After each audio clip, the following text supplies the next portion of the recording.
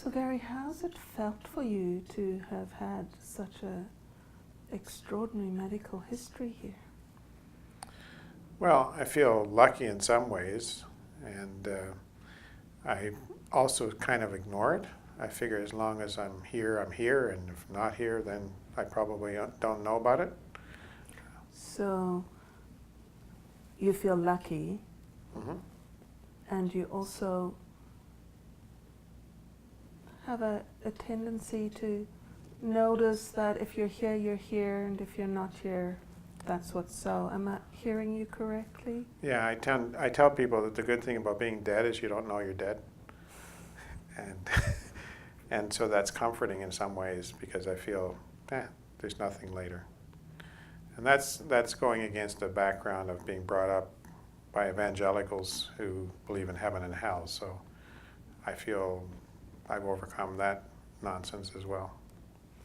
So I notice you like to use humor to help yourself, but you also had an evangelical background that Absolutely.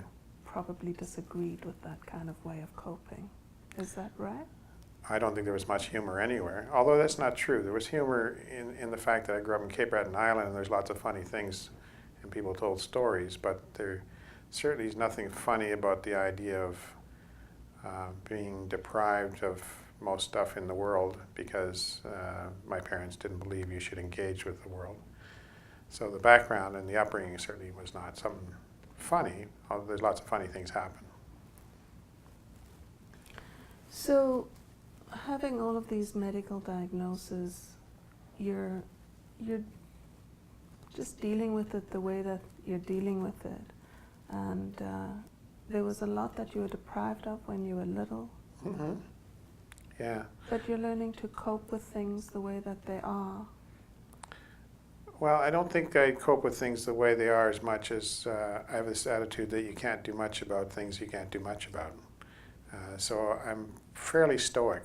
At the same time, I clearly try to make my world as comfortable as possible and do good things with people and for people.